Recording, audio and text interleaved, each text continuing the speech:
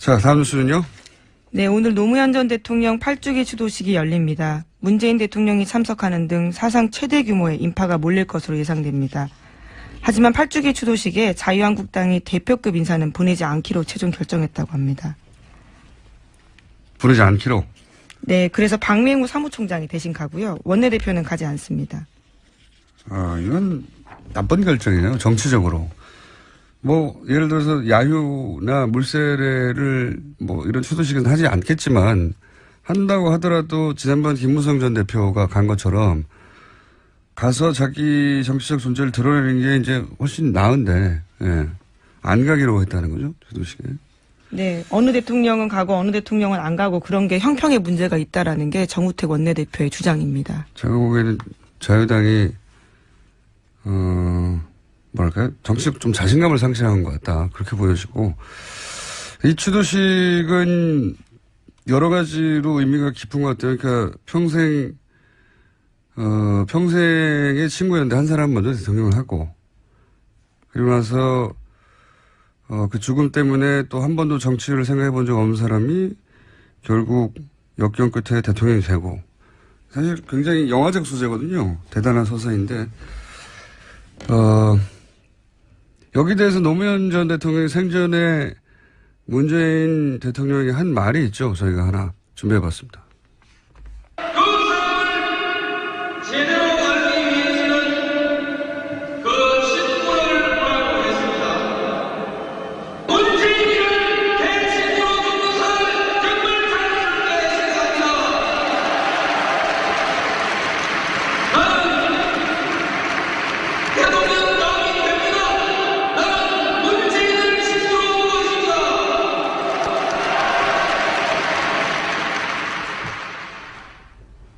이게 연설 현장에서 한 거라 정확한 워딩이 들렸을지 모르겠는데 나는 대통령이 가면 된다. 왜냐하면 나는 문재인을 친구로 두고 있기 때문에 뭐 문재인 대통령에 대한 멘트는 대부분 이런 식이에요. 예.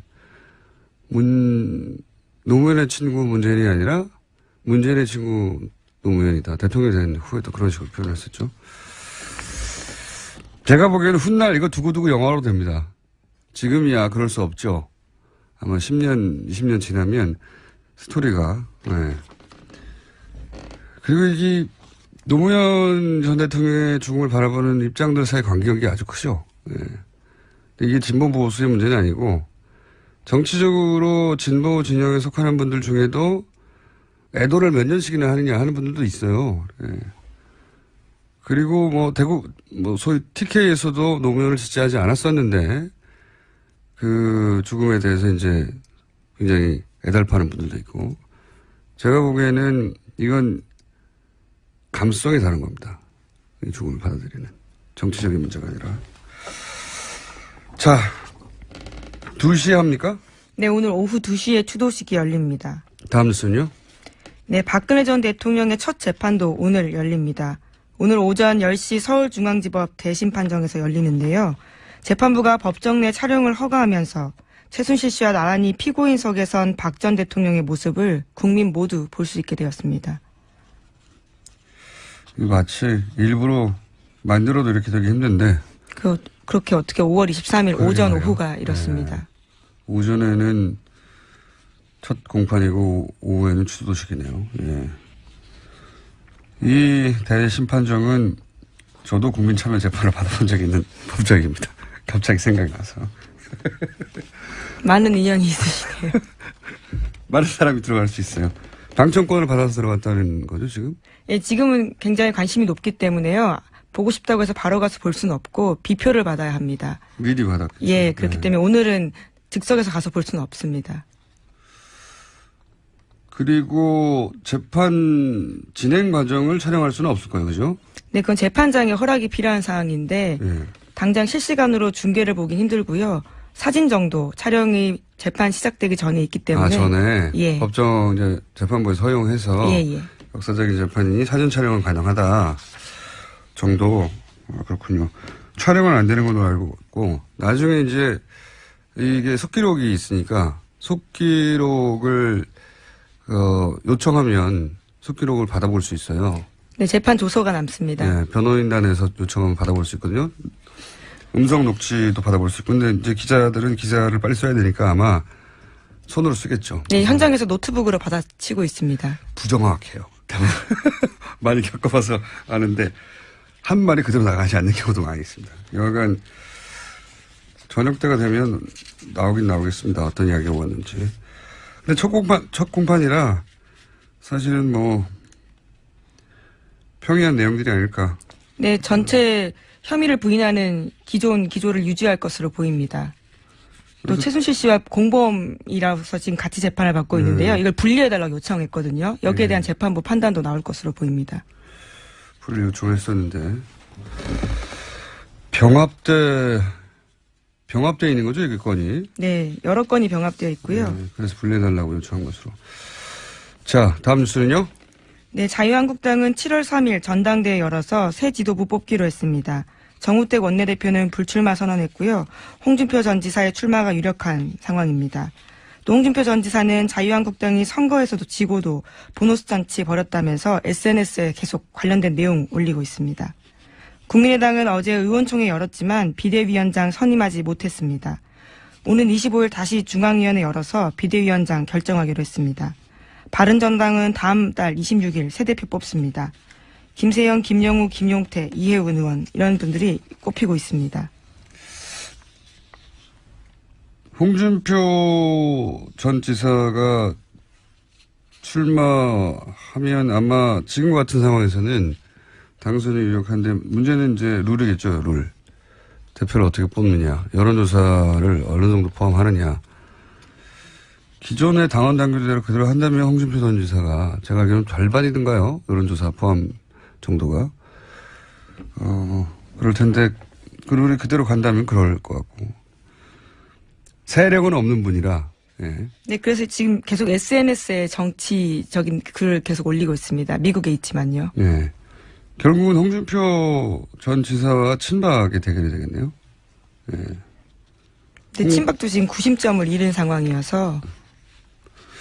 여하간 친박 인물 인사들의 출마 가능성만 지금 얘기되고 있네요. 예. 거기는 그렇고요. 국민의당은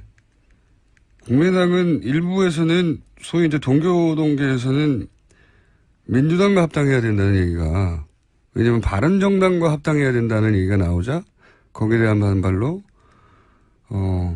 그럴 거면 민주당과 합당해야 하는 게 맞지 왜 바른정당과 합당해야 되느냐, 뭐 이런 이야기도 나오고 있는 걸로. 예, 오늘 아침 조선일보가 보도했습니다. 예. 더불어민주당이 더 이상 이제 패권주의가 없어졌다라는 식의 주장을 하면서 민주당과 다시 합쳐야 된다라는 이야기를 하고 있습니다. 이유는 좀 웃깁니다. 예. 대통령이 됐으니까 더 패권이 강해진 거 아닙니까? 그런 논리라면 대표도 아닐 때도 패권 정당으로 했는데, 패권이 없었다고 하는 거는 이제 민망하니까 이유를 댄 것이고, 예. 시급한 건 그런 거겠죠. 지금 국민의당 내부에서 바른정당하고 합당하느냐, 이건 이제 친안철수 쪽 의원들 혹은 초선 의원들의 의견인 것 같고, 소위 이제 김대중 전 대통령과 정치를 함께 했던 쪽은 국민의당하고는 아니지 않느냐, 보수정당인데. 네, 바른정당하고는 아니죠. 바른정당하고는 아니지 않느냐, 그런 뜻인 것 같고요. DJ 햇빛 정부를 부정하는 정당인데 그거는 안 맞지 않느냐, 정통성을 안 맞다, 뭐 이런 얘기인 것 같고. 문제는 바른정당과 합치자고 하는 쪽은 현직 의원들이 많고, 예. 민주당과 같이 가야 한다고 하는 쪽들은 전직 의원들이 많고, 뭐 대충 그렇게 분리가 됩니다. 바른정당은 나온 분들이 대부분 젊은 의원들이네요. 예, 그렇죠. 젊은 당대표가 유력한 상황입니다.